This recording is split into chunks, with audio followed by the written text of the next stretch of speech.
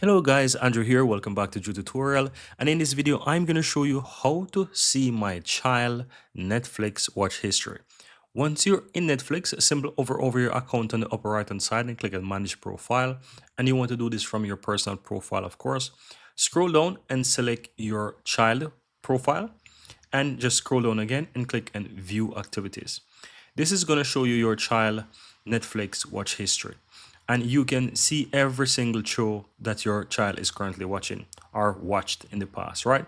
So now if you want to even download it, you can simply go ahead and click download right here, and it's going to download it in a CSV file that you can quickly open up, right? And this is going to show you every single thing, right? As I showed you before as well, if you scroll to the top, you will see watching, but you can also see rating as well. So this is also a section for rating that you can go ahead and you can just choose if you want to rate it or not.